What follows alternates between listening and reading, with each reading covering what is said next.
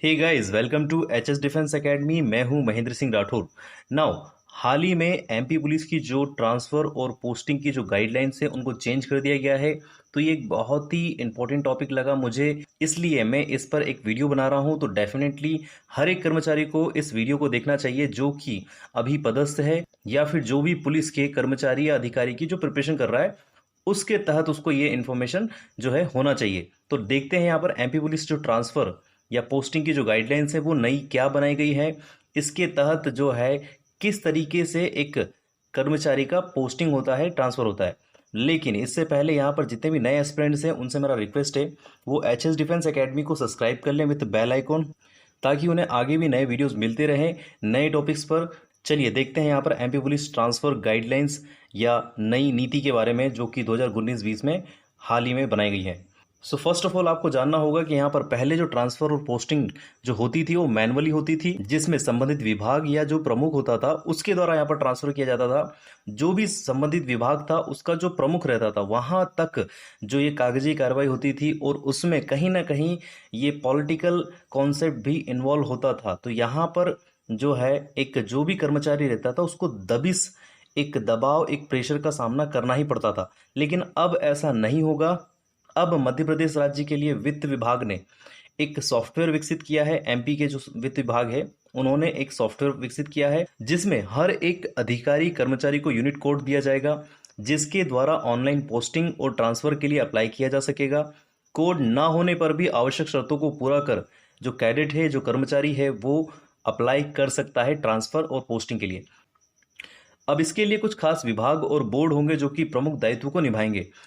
पूरे कर्मचारी या समस्त जो कर्मचारी होते हैं उनके डाटा को मध्य प्रदेश के वित्त विभाग की एमपी ट्रेजरी विभाग साइट से लिया गया है। मतलब कि यहाँ पर पहले से ही जो हमारा इकट्ठा डाटा है जो कि एमपी ट्रेजरी जो साइट्स है उस पर, जहाँ से जनरली जो पुलिस है उनकी सैलरी डिस्ट्रीब्यूट होती है, तो इस साइट्स के डाटा का यूज़ किया गया है। तो इस साइट्स को कहा गया है एकीकृत वित्तीय प्रबंधन सूचना प्रणाली, IFMS, integrated financial management information system. इस प्रणाली का यूज किया गया है। साथ ही यहाँ पर संचालनालय, कोष और लेखा विभाग का भी यूज किया गया है, that's called directorate fund and accounts, DTS। इस डेटा का भी यूज यहाँ पर किया गया है। इनके आधार पर सरकार ने नई नीति को तैयार किया है। मतलब कि यहाँ पर एमपी के पास पहले ही रो डाटा जो है अवेलेबल था, जिसको हम लोगों ने सॉफ्टवेयर के फॉर्म में तब्दील कर दिया गया है। अब यहाँ पर किसी भी तीसरी श्रेणी का होना बहुत ही मुश्किल है। तो यहाँ पर जो भी कर्मचारी होगा, जो भी कैडेट होगा, अधिकारी होगा, उसको कहीं ना कहीं किसी थर्ड पार्टी से गुजरना नहीं पड़ेगा। तो ये एक बहुत ही अच्छा इनिशिएटिव काम किया गया है गवर्नमेंट के द्वारा, एमपी गवर्नमेंट के द्वारा। अब इस ट्रांसफ़र पॉलिसी के लिए अगर आप बहुत ज़्यादा आतुर है जानने के लिए, तो देखिए मैं पूरा वीडियो तो आपको एक्सप्लेन करूंगा ही करूंगा, लेकिन इसका फॉर्म सबमिशन कहाँ होगा, इसकी पूरी फुल इन्फॉर्मेशन कहाँ मिलेगी, और आपको जो प्रॉपर जो गजट होता है, देखिए एमपी का भी गजट होता है, राजपत्र होता है, वहाँ की जो जो PDF होती है वो आपको कहाँ से मिलेगी, तो वो आपको GAD, that is called www.gad.mp.gov.in की वेबसाइट पे मिलेगी। यहाँ पर इस वेबसाइट पर जाकर के आप ऑनलाइन आवेदन जो है कर सकते हैं। साथ ही संबंधित विभाग की वेबसाइट पर भी जाकर के आप ऑनलाइन ट्रांसफ़र की जो एप्लीकेशन फॉर्म है उसको आप फिल कर सकते हैं। चलिए देखते हैं। अब ये तो हो गया भाई आपको कहाँ पर जो है इसकी इंफॉर्मेशन मिलेगी।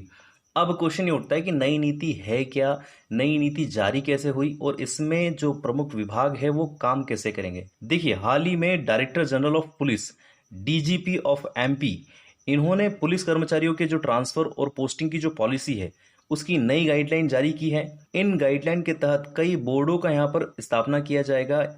इसके लिए पुलिस महानिदेशक श्री विवेक जौहरी, इन्होंने मध्य प्रदेश के सभी पुलिस जोन में पुलिस स्थापना बोर्ड का गठन कर दिया है। सिपाही से लेकर इंस्पेक्टर तक के जो ट्रांसफर हैं वो जोनल पुलिस स्थापना बोर्ड में ही किया जाएंगे। अब यहाँ पर जोनल पुलिस स्थापना बोर्ड जो है वो बहुत इंपॉर्टेंट बोर्ड है, इसको ढंग से समझिएगा। यहाँ पर कैसे कोई भी इंस्पेक्टर कर्मचारी जाकर के ट्रांसफर के लिए अप्लाई कर सकता है।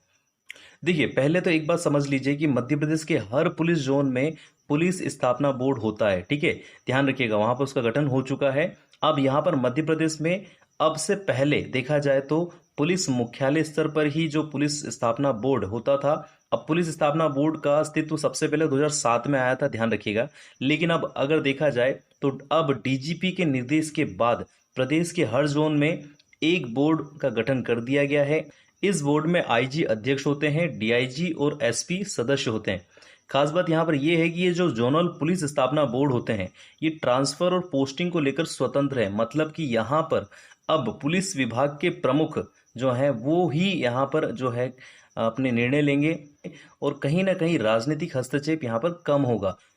अब देखिए यहाँ पर सबसे बड़ा लाभ तो डेफिनेटली यहाँ पर जो राजनीतिक हस्तक्षेप है या फिर जो भी भ्रष्टाचार होता था वो कहीं ना कहीं एक लिमिट में आएगा, एक कंट्रोल में आएगा। अब यहाँ पर सीधी सी बात है, सबसे बड़ा फायदा तो यहाँ पर जो सिपाही लेवल का छोटे दर्जे का जो कैडेट होता है उसको और अन्य कर्मचारियों को होगा। देखिए यहाँ पर सिपाही से लेकर के तो इंस्पेक्टर तक के जो कर्मचारी होते हैं उनको ट्रांसफर जोनल पुलिस स्थापना बोर्ड में जाकर ही मिलेगा, वहां पर उनको अप्लाई करना ही होगा। मतलब कि यहाँ पर फर्स्ट सीढ़ी जो है, इम्पोर्टेंट जो एक स्टेप है वो है ट्रांसफर के लिए जोनल पुलिस स्थापना बोर्ड। देखिए यहाँ पर जोनल पुलिस स्थापना बोर्ड को ये अधिकार दिया गया है कि ऐसे में अब कांस्टेबल से लेके तो इंस्पेक्टर रैंक के अधिकारी कर्मचारियों को पुलिस मुख्यालय, नेताओं, वरिष्ठ अधिकारियों के चक्कर नहीं काटने पड़ेंगे। उसे यदि अपना ट्रांसफर या पोस्टिंग करानी है तो सीधी सी बात है, उसे जोनल पुलिस स्थापना बोर्ड में जाकर के आवेदन देना होगा, एप्लीकेशन देना होगा। बोर्ड ही फैसला लेगा यहाँ पर कि ट्रांसफर पोस्टिंग करना है या नहीं। तो यहाँ पर एक ये बड़ी बात सामने आती है कि यहाँ पर हमें जो देखने को मिलता था आमतौर पर कि मुख्यालय या नेता या वरिष्ठ अधिकारी कहीं ना कहीं छोटे रैंक के, छोटे तबके के जो कर्मचारी है उनको परेशान करते थे, उनको दबाव में रखते थे और इसकी वजह से कहीं ना कहीं भ्रष्टाचार भी बढ़ता था। तो आई होप यहाँ पर इस पर लगाम लगेगा, इस पर एक लिमिट लगेगा। चलिए देखते हैं यहाँ पर आगे की प्रोसेस को। ट्रांसफर और पोस्टिंग की जो गाइडलाइंस है उनको जानने से पहले समझ लेते हैं कि जो अप्रूवल प्रोसेस है उसमें एप्लीकेशन कहाँ देनी है। देखिए जिला पुलिस बल कांस्टेबल से लेकर सब इंस्पेक्टर तक के अधिकारियों कर्मचारियों को जोन के अंतर्गत एक यूनिट से दूसरे यूनिट में ट्रांसफर करने के लिए आवेदन स्थापना बोर्ड को देना होगा। स्थापना बोर्ड जो है वो ट्रांसफर लिस्ट पर अपना अनुमोदन करेगा, अप्रूवल देगा उसको। उसके बाद यहाँ पर पुलिस आईजी के आदेश जारी होने के बाद उसको यहाँ पर ट्रांसफर मिलेगा। ठीक है, वहीं अगर मैं इससे अपर रैंक के ऑफिसर की बात करूं तो यहाँ पर जिला पुलिस इंस्पेक्टर रैंक के अधिकारी या उससे अपर लेवल के जो अधिकारी हैं उनको अगर यहाँ पर ट्रांसफर लेना है तो अधिकारियों का जोन के अंतर एक इकाई यूनिट से, यानी कि एक यूनिट से दूसरी यूनिट में ट्रांसफर करने के लिए जोनल पुलिस स्थापना बोर्ड को पुलिस मुख्यालय की प्रशासन शाखा से अनुमोदन यानी कि अप्रूवल लेकर के यहाँ पर आदेश जारी करना होगा। उसके बाद यहाँ पर जो अपर रैंक के इंस्पेक्टर्स हैं उनका यहाँ पर तबादला होगा, उनका यहाँ पर ट्रांसफर होगा। अब यहाँ पर ध्यान रखने वाली एक बात और ये भी है कि यहाँ पर जो ट्रांसफर पॉलिसी है वो परिवहन विभाग पर लागू नहीं होगी, ध्यान रखिएगा। क्योंकि इनकी जो क्योंकि इनकी यहाँ पर जो ट्रांसफर पॉलिसी है वो पहले से ही बन चुकी है, पहले से ही प्रचलित है, इसलिए यहाँ पर इस विभाग को इस पॉलिसी के अंतर्गत नहीं रखा गया है, ध्यान रखिएगा। नाउ अब यहाँ पर हम लोग जो पॉलिसी की गाइडलाइंस हैं, जो नीतियां हैं, उनको हम लोग यहाँ पर डिस्कस कर लेते हैं। लेकिन उससे पहले मेरा यहाँ पर फिर से रिक्वेस्ट है, जितने भी नए एस्पिरेंट्स हैं वो please HS defence civil service academy को सब्सक्राइब कर लें विद बेल आइकॉन, ताकि उन्हें आगे भी नए वीडियोस मिलते रहें। और यहाँ पर वीडियो अगर अच्छा लगता है तो प्लीज़ फटाफट इस वीडियो को लाइक कर लें ताकि मेरा जो मनोबल है वो बढ़े और यहाँ पर मैं और अच्छे इन्फॉर्मेटिव जो वीडियोज़ हैं उनको मैं आपके सामने लेके आऊँ।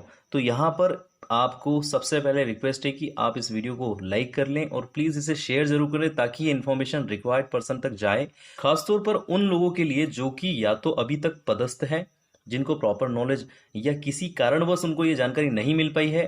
क्योंकि बहुत सारे लोग जो है वो कहीं ना कहीं प्रॉपर इन्फॉर्मेशन से वंचित रह जाते हैं, या फिर उन लोगों को ये जानना चाहिए जो कि पुलिस विभाग की तैयारी कर रहा है, उनको इस इन्फॉर्मेशन के बारे में तो पता होना चाहिए। तो यहाँ पर ट्रांसफर पॉलिसी क्या होती है कम से कम ये तो पता होना ही चाहिए। तो यहाँ पर गाइडलाइन को हम लोग देख लेते हैं। देखिए फर्स्ट ऑफ ऑल मैं एक बात क्लियर कर दूं, खास खास पॉइंट मैंने इसमें लिए जो कि जनरली आपको नॉलेजेबल होना चाहिए, आपको पता होना चाहिए। ठीक है, बाकी बहुत ज़्यादा डीपली अगर जानना चाहते हैं तो जो राजपत्र के अंतर्गत जो एक ऑफिशियली डॉक्यूमेंट जारी हुआ है, पीडीएफ जारी हुआ है, अगर वो आपको चाहिए तो आप मुझे कमेंट करके बताएं, मैं आपको शेयर कर दूंगा। आप मुझे व्हाट्सएप पे ज्वाइन कर सकते हैं, फेसबुक पे ज्वाइन कर सकते हैं with the name of Mahendra Singh Rathore, और HS defence civil service academy के नाम से भी आप फाइंड कर सकते हैं, एचएस डिफेंस नाम से भी आप फाइंड कर सकते हैं। टेलीग्राम पर ज्वाइन कर सकते हैं, यहाँ पर फ्री ऑफ कॉस्ट बहुत सारा आपको study material free of cost मिलता है, तो वहां पर भी आप ज्वाइन कर सकते हैं एकेडमी के चैनल को, एकेडमी के प्लेटफॉर्म को।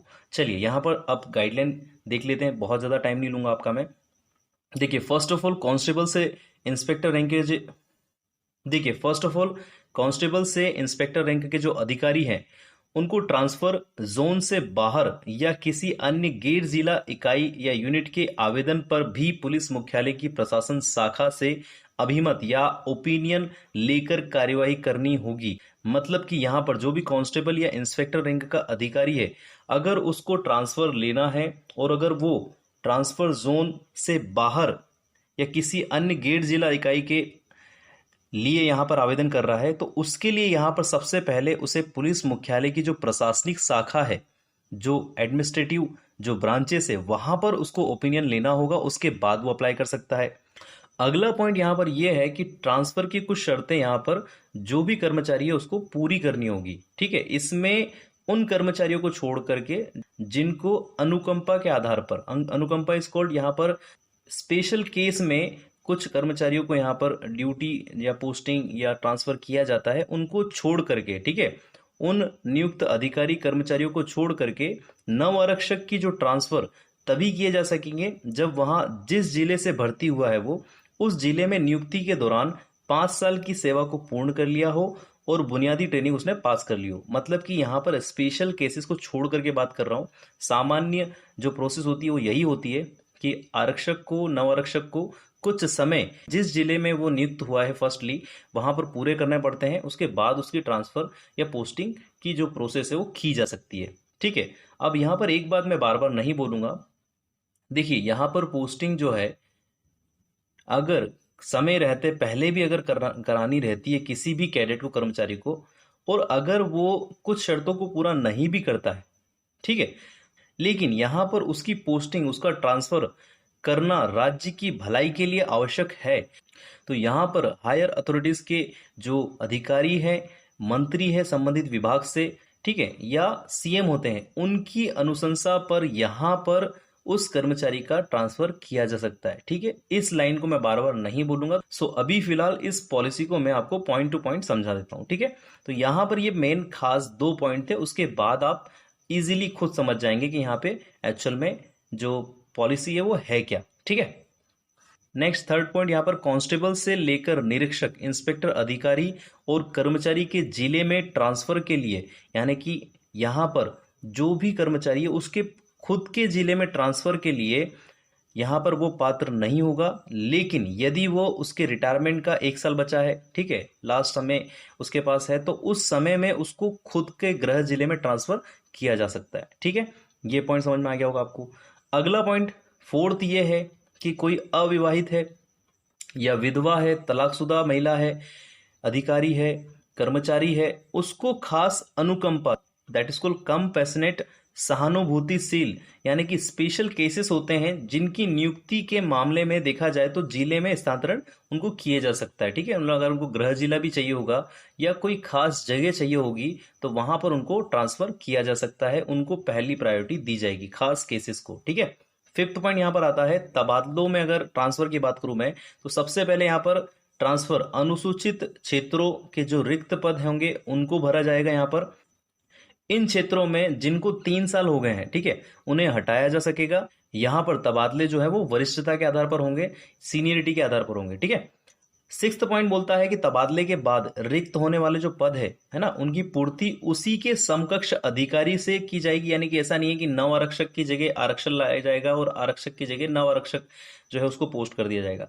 किसी को भी दोहरा प्रभार यहाँ पर नहीं दिया जाएगा, और अगर दिया जाता भी है किसी खास कारण की वजह से, ठीक है, तो वहां पर उसको मेंशन किया जाएगा कि इस व्यक्ति ने 2 ड्यूटी किया है, 2 प्रभार यहाँ पर संभाले हैं, तो उसके अनुसार उसको जो है यहाँ पर प्रमोट भी किया जा सकता है और उसके कार्य को यहाँ पर जो है सराहना दी जा सकती है।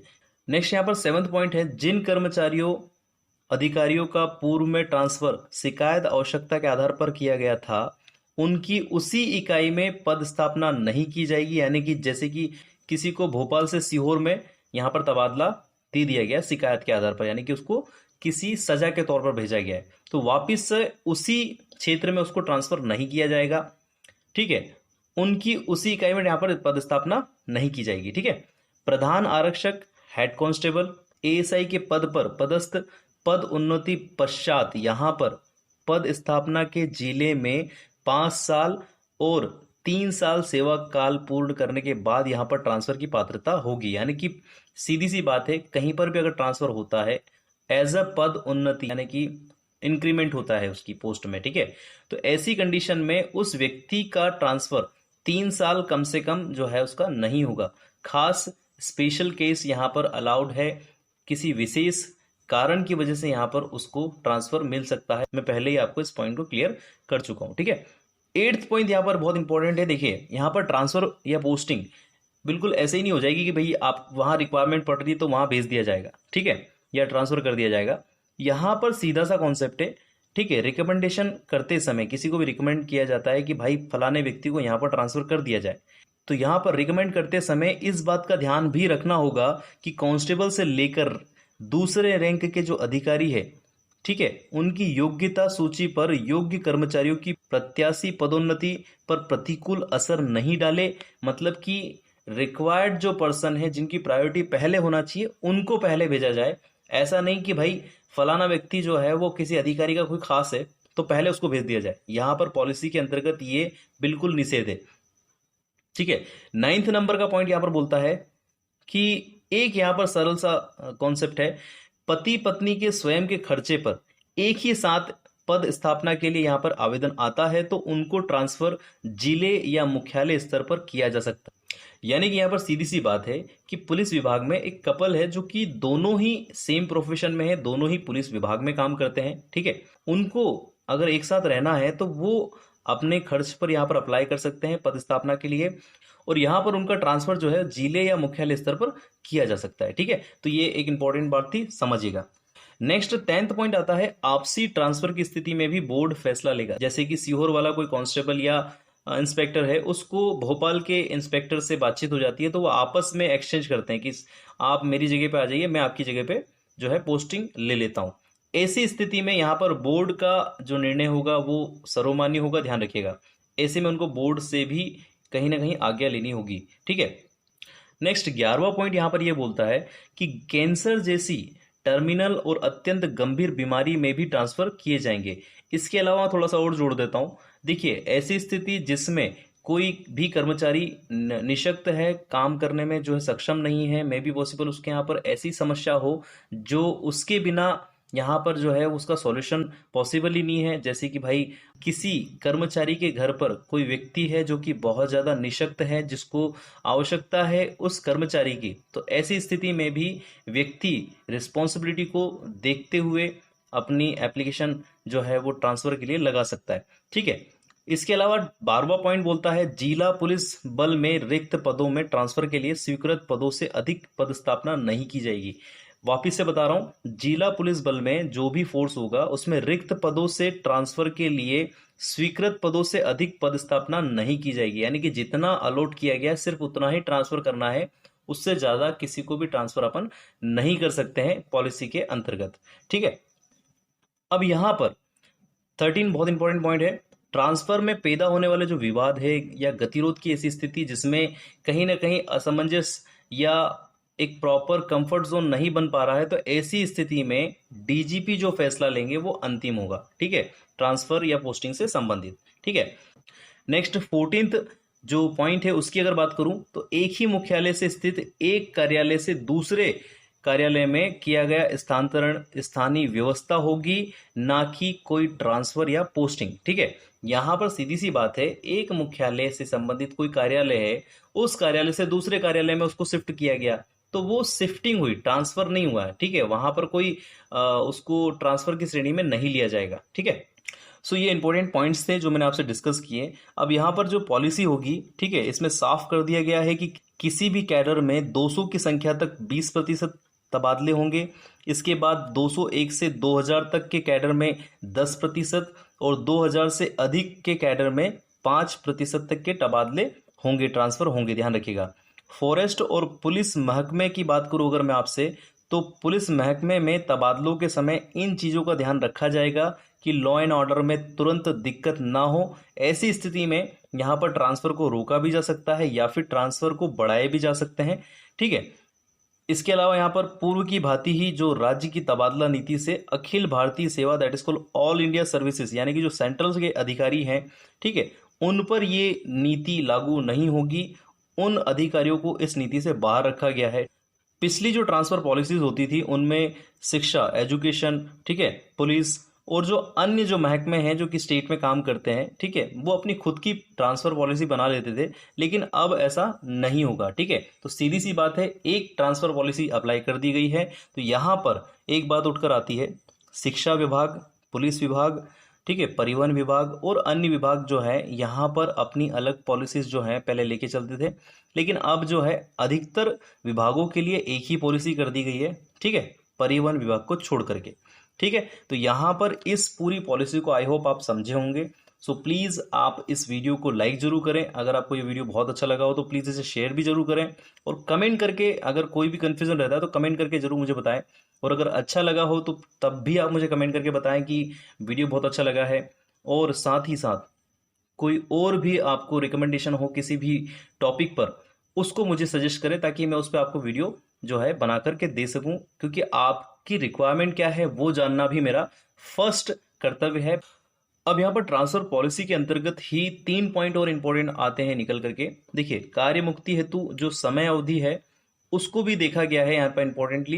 देखो, स्थानांतरण आदेश जारी होने के 2 सप्ताह के भीतर जो स्थानांतरित अधिकारी या कर्मचारी है उसको कार्यमुक्त कर दिया जाएगा। जिसको भी ट्रांसफर के लिए यहाँ पर अप्रूवल मिल गया है वहां पर उसको 2 सप्ताह के अंदर अंदर जो है कार्यमुक्त करना इंपॉर्टेंट होगा, जरूरी होगा। सेकेंड पॉइंट यहाँ पर कार्यमुक्ति की अवधि में वृद्धि, ठीक है। देखिए, यहाँ पर सक्षम जो प्राधिकारी होगा, ठीक है, संबंधित डिपार्टमेंट से, ठीक है, उसको स्थानांतरण करने वाले अधिकारी से तत्काल अनुरोध करना होगा कि यहाँ पर जो भी स्थानांतरित कर्मचारी है उसको यहाँ पर उसकी समय अवधि बढ़ाई जाए और यहाँ पर कुछ समय के लिए उसको और रखा जाए। तो यहाँ पर स्थानांतरण उसका रोक दिया जाता है कुछ समय के लिए। अब थर्ड पॉइंट यहाँ पर यह आता है एक तरफा कार्यमुक्ति या एक तरफा रिलीव, ठीक है। देखिए, सक्षम प्राधिकारी या वरिष्ठ अधिकारी यहाँ पर उसको एक तरफा रिलीव कर सकता है जब उसकी जो समय अवधि है पूरी हो जाती है उसके बाद, ठीक है। एक बार आपने अप्लाई किया, स्थानांतरण आदेश जारी हो गए, उसके बाद में वहाँ का जो सक्षम अधिकारी है वो चाहता है कि सर कुछ समय और चाहता हूँ मैं कि ये कैडेट काम करे हमारे यहाँ पर, तो वो उस योग्य जो भी कार्य, तो वो कर्मचारी बचे हुए कार्य को कंप्लीट करने के बाद में जो भी समय अवधि है उसको पूरा करने के बाद में यहाँ पर जो सक्षम अधिकारी या वरिष्ठ अधिकारी है उसको एक तरफा रिलीफ दे सकता है। तो यहाँ पर ये 3 पॉइंट थे, आई होप समझ में आपको आगे होंगे। अब यहाँ पर आई होप ये पूरा वीडियो आपको समझ में आया होगा, तो प्लीज़ इसे आप लाइक ज़रूर करें, अपना प्यार दें और यहाँ पर आप मेरा मनोबल बढ़ाएं। आप इसे जितना लाइक करेंगे मुझे लगेगा कि जो मेरी इन्फॉर्मेशन है वो प्रॉपर डिलीवर हुई है। सो प्लीज़ इसे लाइक ज़रूर करें, शेयर ज़रूर करें और कमेंट ज़रूर करें। और आप किसी भी स्पेसिफिक टॉपिक पर वीडियो रिकमेंड कर सकते हैं जिसके लिए मैं वीडियो बना सकता हूं, लेकिन उसके लिए आपको कमेंट करना पड़ेगा। और साथ ही साथ जितने भी नए स्टूडेंट्स हैं उनसे फिर से मैं रिक्वेस्ट कर रहा हूं, एचएस डिफेंस एकेडमी को सब्सक्राइब करें विद बेल आइकॉन, ताकि आपको आगे न्यू वीडियोस मिलते रहें और कहीं ना कहीं आपका जो फ्री एजुकेशन रिवोल्यूशन का जो मिशन है वो मेरे साथ पूरा होता रहे। और खुश रहें। जय हिंद, महेंद्र सिंह राठौर। फिर मिलते हैं नेक्स्ट वीडियो में।